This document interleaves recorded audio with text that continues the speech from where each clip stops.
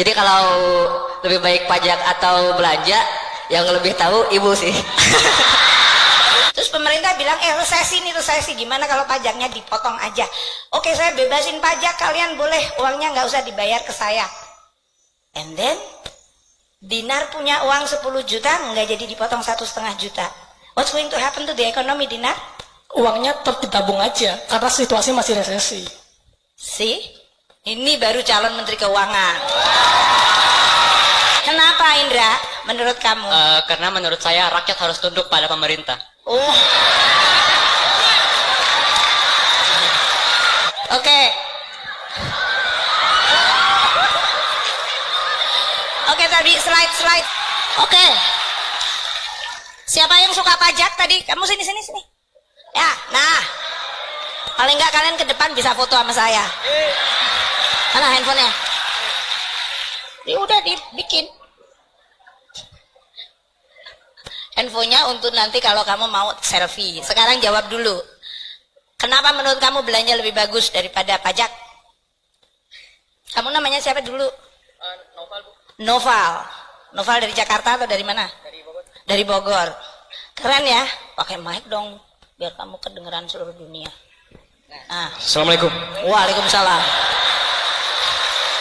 Calon Menteri Keuangan yang lebih baik dari saya, Noval, angkatan 2022. Oke, Noval, explain. Why? Ya, wah. Kenapa kamu anggap untuk memerangi resesi belanja itu lebih bagus dari pajak? Explain. Menurut saya kenapa? Pakai mic. Kalau salah pun nggak apa-apa. Wong ini nggak ujian. Kenapa belanja itu lebih baik daripada pajak? Ya.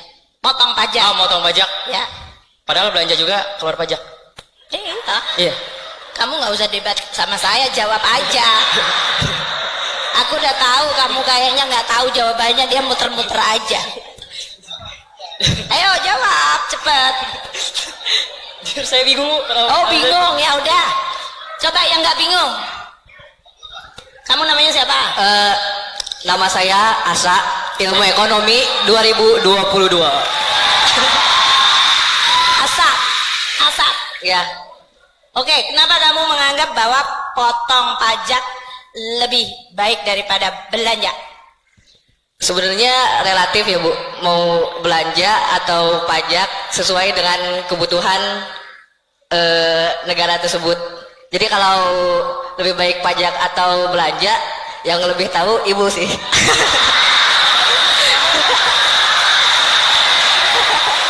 Mana handphone kamu?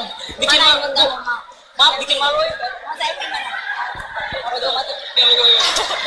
Ini dua orang ini kayaknya pantasnya dari politisi bukan menteri keuangan. Ya, percaya ya?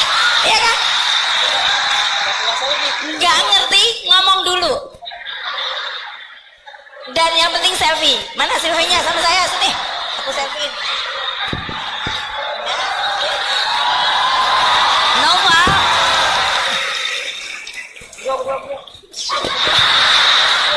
Kedua dulu. Gantian Bu, ibu.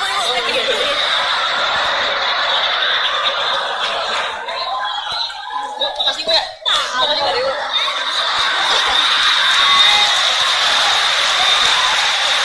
Ya, dah. Oke ya. Aku mau kasih tahu ke kalian yang konteksnya Indonesia tapi itu sebetulnya mirip ya. Belanja, kenapa belanja dibandingkan pajak? Karena kalau belanja kalian langsung naruh ke agregat demand, naik lebih cepat, udah pasti keluar uang itu, gitu kan? Kalau dia dikasihin dalam bentuk sembako, udah jelas kita beli sembako, jadi permintaan sembako naik sehingga bisa memperbaiki permintaan, maka naik outputnya. Nah, namun kan kalian lihat kan, kalau belanja sembako ternyata bisa dikorupsi, ya kan? Satu. So there is always a problem. Ini nggak cuma di Indonesia ya, saya sampaikan ya. Kalau belanja, kalian bidik di segmen rumah tangga yang mana? Bentuknya apa? Kalau saya kasih belanja kepada kementerian, yang menterinya belanjanya lebih banyak barang import, multipliernya nggak banyak, ya kan? Makanya ya belanjanya di Kemensos, karena dia langsung beli langsung kepada masyarakat. Atau ke tenaga kerja, gimana kalau buru-buru dilatih? Kalau Pak Ican sukanya cash for work, yaitu orang-orang dikasih aja benerin selokan, bikin jalan di desa, apalagi kita ada dana desa, dinaikin aja langsung masuk. Jadi untuk belanja langsung menaikkan agregat demand.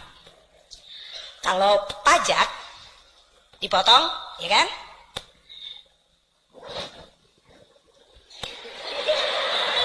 Kalian kayaknya nggak dengerin, ya sibuk moto aja.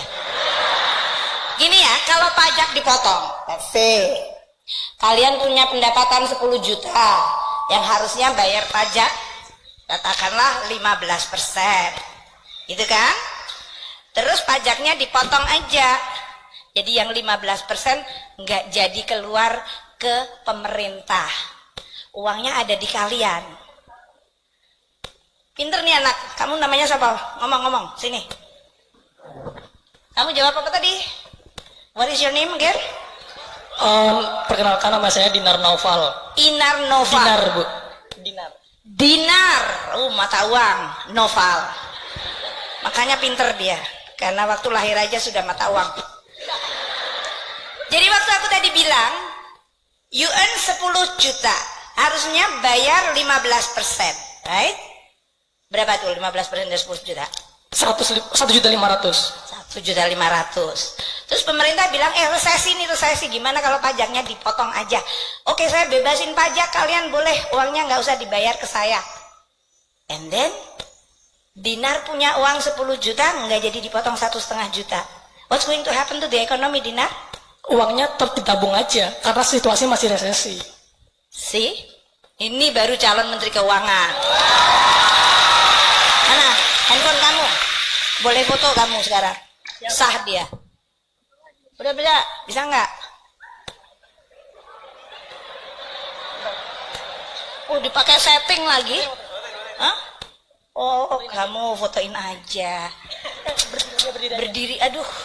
Ya Allah. Dinar, gini, nih aku mau kamu di sini biar kita rame-rame sama kamu.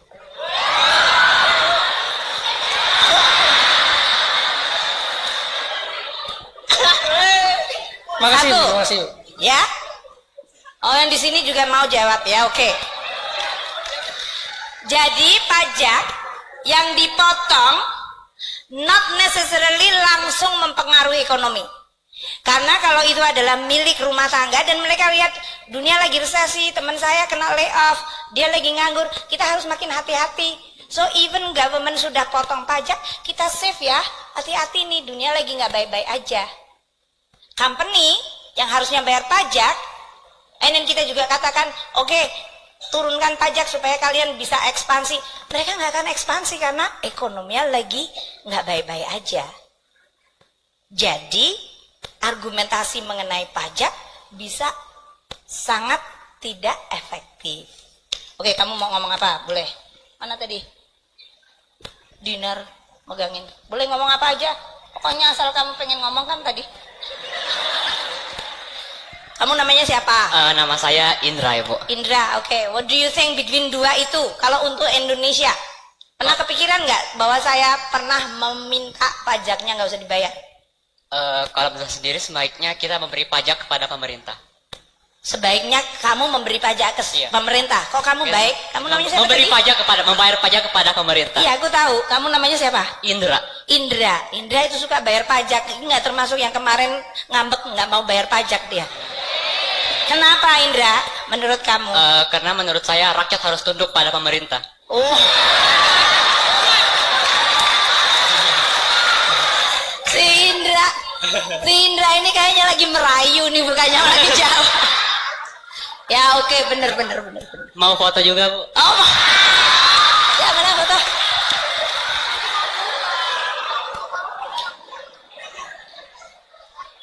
Kalian kalau minta foto disiapin jadi cepat. Nih, Indra.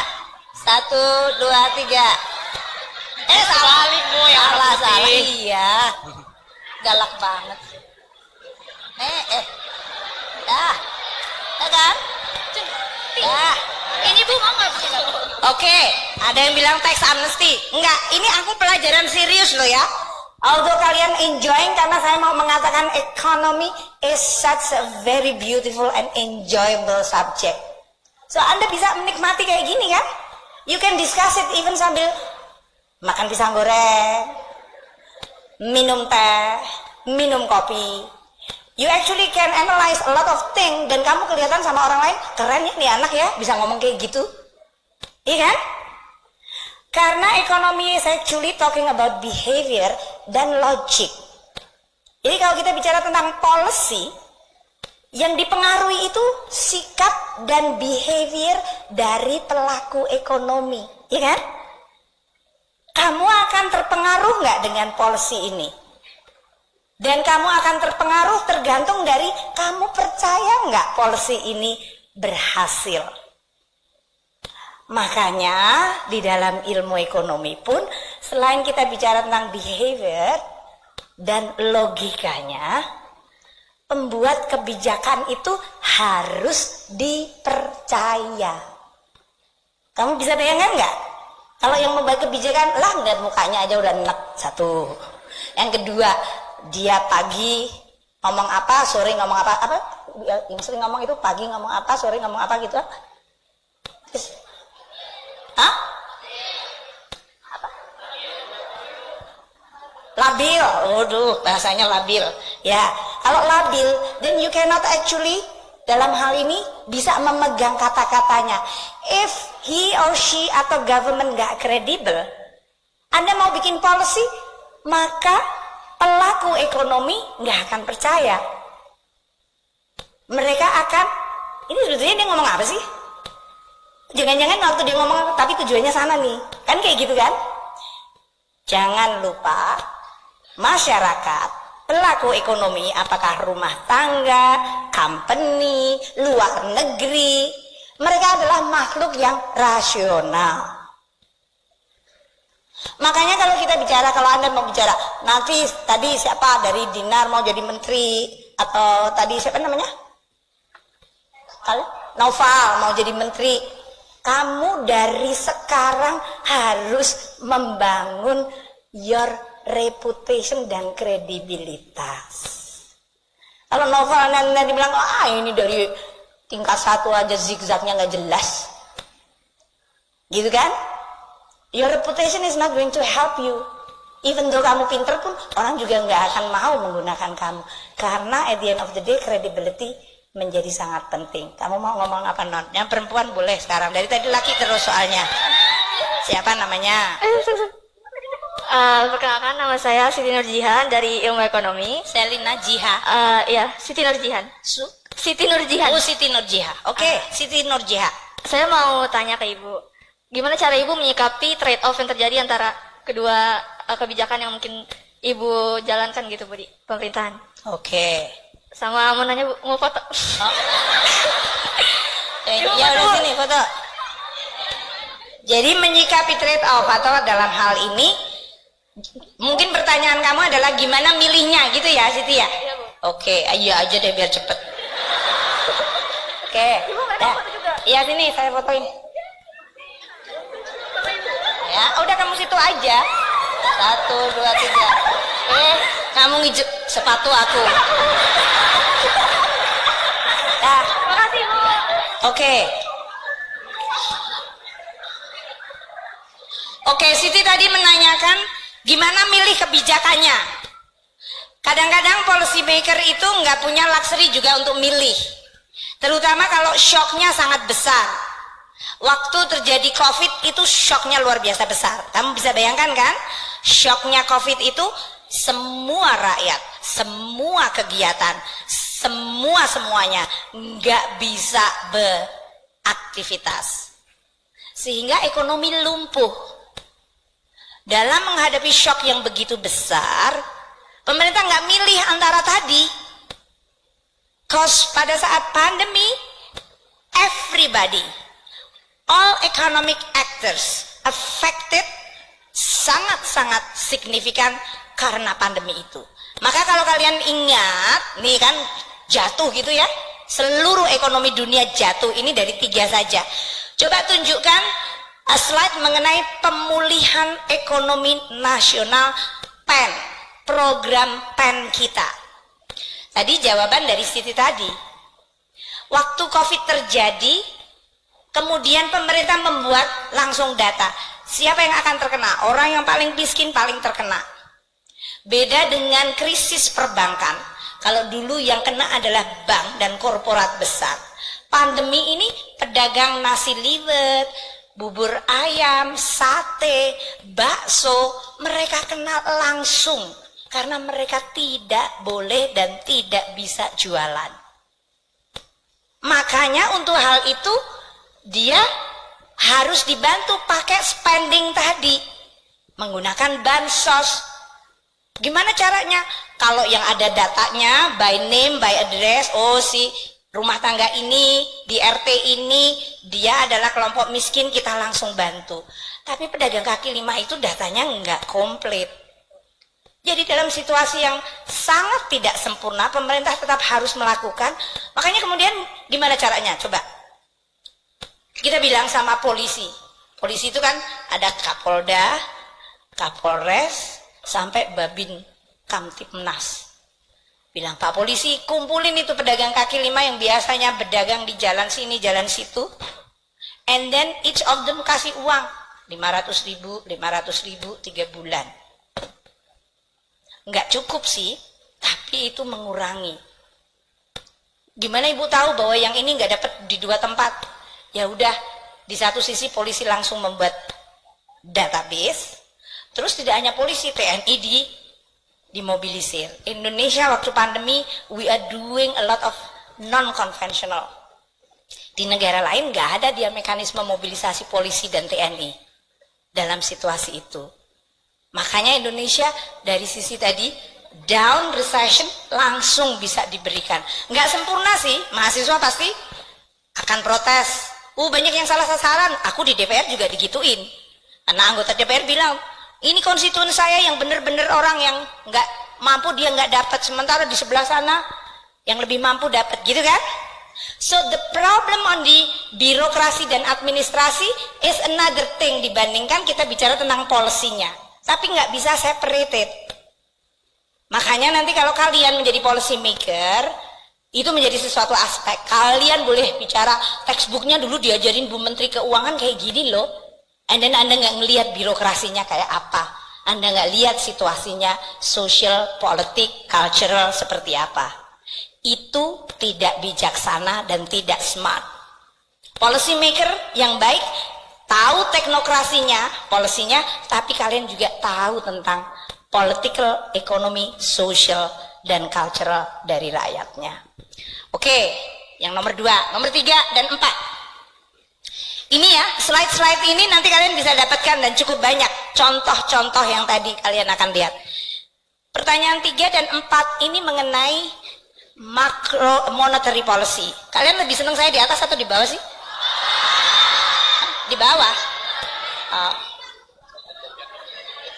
Oke, aku suruh ke bawah. Kalian nih, aku tuh ngasih pelajaran bukannya menjadi objek foto. Gini, ini foto saya sama siapa coba? Kalian tahu nggak? Ada yang tahu? Ayo, siapa? Tunjuk tangan. Oke. Kamu lagi enggak? Yang lain di sini ada yang tahu? Siapa? Nama saya Firman. Saya Firman. dari manajemen 2022. Oke. Itu Jerome Powell, Jerome Powell. And who's the Jerome Powell? Gubernur Bank Sentral AS. Gubernur Bank Sentral Amerika Serikat. Kamu minta hadiah apa, Firman? Foto aja. Foto aja. Ya udah sini foto.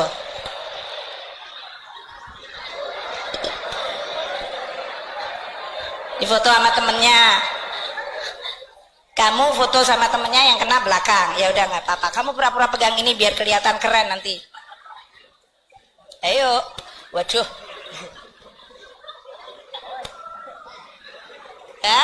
Oke. Kamu boleh. Tapi kenapa kamu kok ikutan? Sini aja. Nanti kamu tak kasih. 1, 2, 3. 1, 2, 3. Hah? Nah, tuh. Kamu nanti minta. Kamu nggak kenal sama Firman, harus kenalan sama dia. Minta handphonenya dia ya. Makasih, Bu. Siapa tahu kalian malah saling jatuh cinta habis itu. Kembali belajar, serius. Pertanyaan 3 dan 4 adalah, apakah monetary policy harus dibuat dalam bentuk sebagai suatu rule saja, atau boleh pakai diskresi? Rule itu ya automatic rule, artinya begini, masuk jam 7, pulang jam 3. Kalau GPA-nya di atas 3,5, kalian nanti akan lulus. Kalau kalian di bawah 2, kalian akan ngulang. Gitu ya? Diskresi, kamu maunya diskresi, come here. So, dia tahu diskresi. Diskresi itu boleh berarti. Where is the tadi? Mic? I think I put it somewhere. Di sini tadi. Oh, di belakang. Ya. Anak-anak sekarang keren-keren ya. Ya, kamu namanya, kamu kok udah pegang handphone duluan belum jawab. Diskresi dulu, apa diskresi artinya? What is your name? Nama saya Mukni dari jurusan akuntansi 22. Akuntansi 22. Asalnya dari mana Mukni? Dari Jakarta. Jakarta. Oke. Kenapa Mukni? Discretion. Diskresi itu kan kayak kebijaksanaan gitu, jadi dia nggak pakem sama aturannya. Menurut saya contohnya itu kayak SVB kemarin, FDIC kan nge-bail out nggak cuma sebatas yang 200.000 US dollar atau berapa gitu.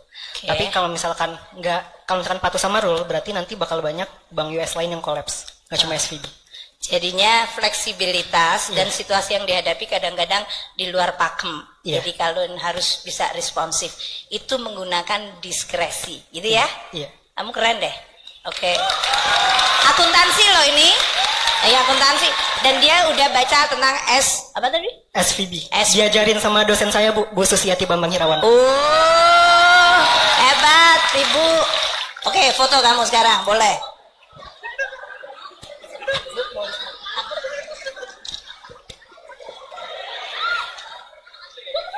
Kamu kurang tinggi.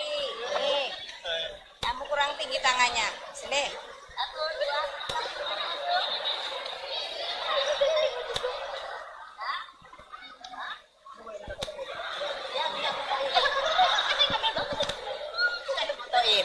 Sekalian kenalan.